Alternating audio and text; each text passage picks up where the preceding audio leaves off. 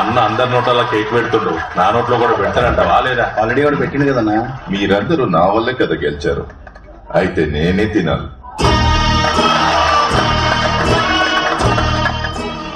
ఏంటి ఓడిపోయిన వాళ్ళంతా వచ్చారు? మిమ్మల్ని రా పొరంబోకు వెదవల్లారా.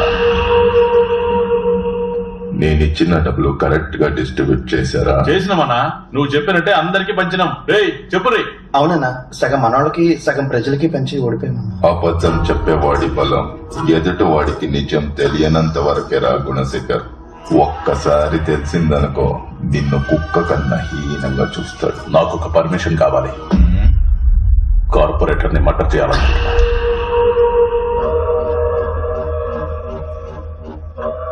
న్యూస్ క్రియేట్ చేసే లెవెల్లో నువ్వు లేవు.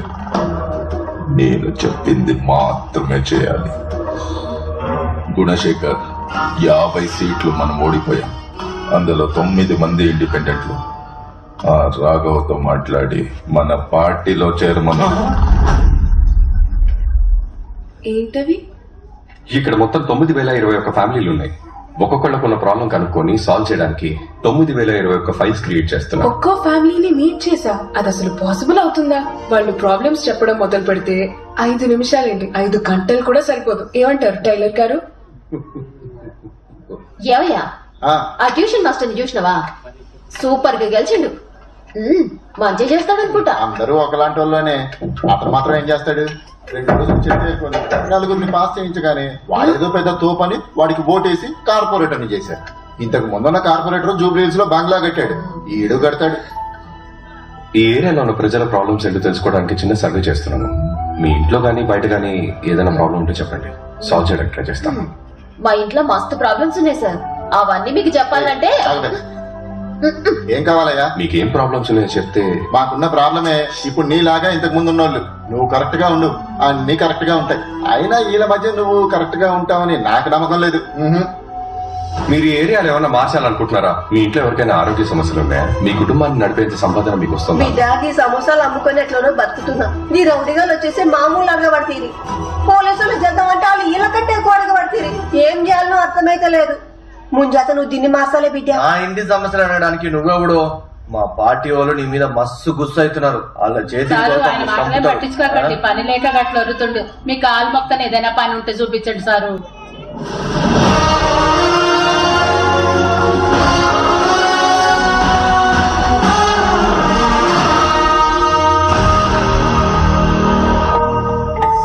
ఓం నమ శివాయ.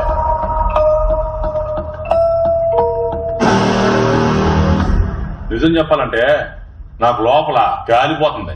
కూరగాయలు నిన్ను అప్పుడే వేసేసి ఉండాల్సింది, అనవసరంగా వదిలేసారు. నువ్వు బతికిపోయినావు. సరే, జరిగింది జరిగిపోయింది. ఇప్పుడు నువ్వేం చేస్తావంటే వెంటనే మా పార్టీలోకి వచ్చాయి. పెద్ద ఆయన కూడా గదే కోరుకుంటుండు. పార్టీ కోసం అందరం కలిసి పనిచేద్దాం. మంచి ఫ్యూచరు మస్తు కమాయించవచ్చు. వద్దు సార్, నేను ఒంటరిగానే వర్క్ చేస్తాను. ఒంటరిగానా?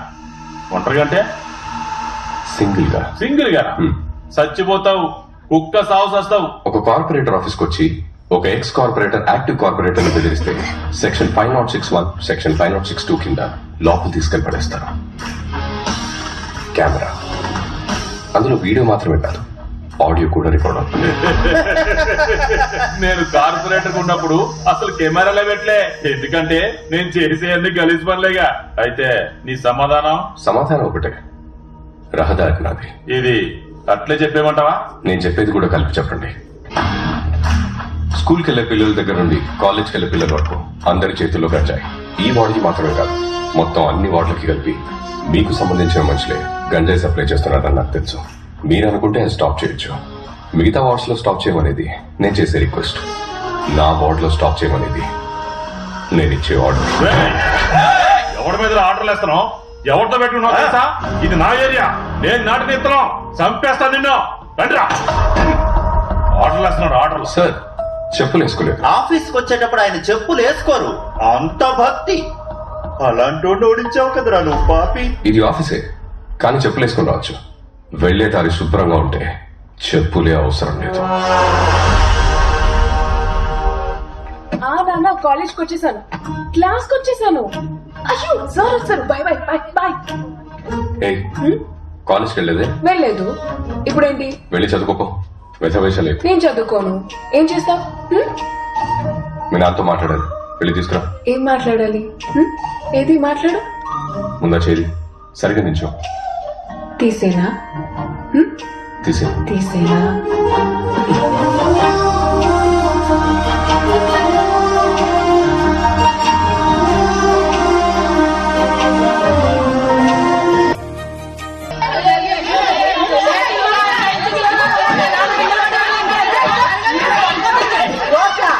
మా పొరగానికి ముట్టి కడగడానికి కూడా నీళ్లు లేవు, దానికి ఏం చేయమంటావు? ఇక్కడ తాగనికి నీళ్లు లేవంటే ముడి కడగనికి నీళ్లు అడుగుతావిందే. ఓయ్యా, నిన్ను నమ్మి ఓట్లు వేసినాం, నీళ్ళే వస్తలేవు. వస్తాయా రావా చెప్పు? వంటకు నీళ్ళే వస్తాయి.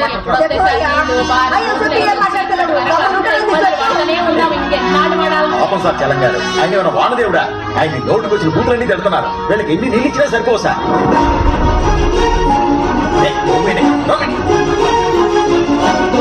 పాపం సార్ పురుషోత్తం గారు ఎంత క్లీన్ గా పెట్టాడో చూడండి. ఇంతకన్నా ఎవరైనా క్లీన్ గా చేయగలరా సార్? అద్దంలో మెరిసిపోతుంది, నా మొహం కూడా కనబడుతుంది. ఏంటి సార్ కంపు కొడుతుందా? గెలవక ముందు అది బాలేదు, ఇది బాలేదు, అది చేస్తాను, ఇది చేస్తానని పేపర్లు పట్టుకుని హీరో లాగా పోసు కొట్టారు. మరి ఇప్పుడు ఏం మాట్లాడకుండా నిలబడ్డారు. ఇంతకు ముందు ఉన్న పాత కార్పొరేటర్ గుణ గెలిస్తే చేసేవాడా? చిన్న జపాన్ లో మారుస్తాను, చిన్న సింగపూర్ లో మారుస్తానని ఇప్పుడు చూడండి చిన్న శ్మశానాల్లో మార్చేశారు. వీళ్ళంతా మోసపోలేని అమ్మ.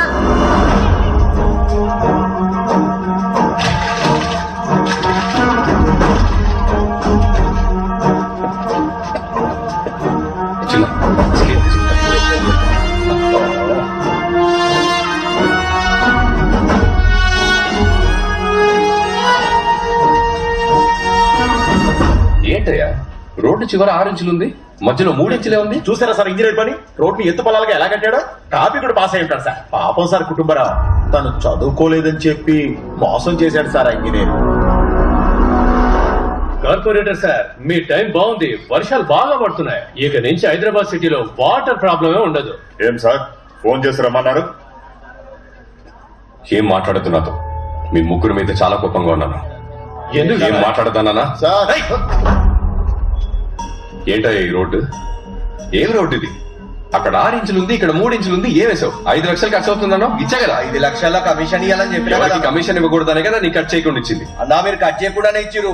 వేరే వాళ్ళు ఊరుకుంటారా? 5లో 3 వాళ్ళకి ఇచ్చినా 2తో రోడ్ వేసిన ఇట్లానే ఉండదు. ఇదంతా ఒక సిస్టమ్, పనులు ఇలాగే జరుగుతాయి. హలో సార్, నేను విజయరాఘవన్ మాట్లాడుతున్నాను. ఇక్కడ మా కాంట్రాక్టర్స్ ఎవరు సరిగ్గా పనిచేయట్లేదు సార్. వీళ్ళు సరిగ్గా ఉంటేనే ప్రజలకు నా మీద నమ్మకం వస్తుంది. అదే కాదు, నీళ్లు, చెత్త, రోడ్లు, పీడబ్ల్యూడీ పనులు, స్లమ్ బోర్డ్ క్లియరెన్స్ అన్ని పెండింగ్ లో ఉన్నాయి. మీరు కొంచెం చెప్తే ఇవన్నీ క్లియర్ అవుతాయి ప్లీజ్ సార్. నువ్వు మా పార్టీలో ఎప్పుడు చెప్తున్నావు? ఇక్కడ ఒక లెవెల్ కి మారిస్తేనే ప్రజలను నమ్ముతారు. దాని తర్వాత నేను ఏ పార్టీలో ఉన్నా వాళ్ళు నాతో పాటు వస్తారు. తొందరలో వస్తా. సరే చూద్దాం. ఎవరతను? ఆ ఇండిపెండెంట్ కార్పొరేటర్ విజయరాఘవన్. ఏంటంట? రాజకీయ నాయకుడిలో మారుతున్నాడు.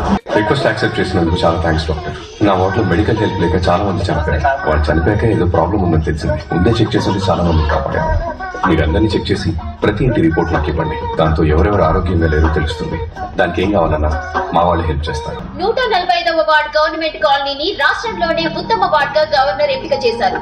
ఈ విషయాన్ని తనే స్వయంగా తన ట్విట్టర్ ద్వారా తెలియజేశారు.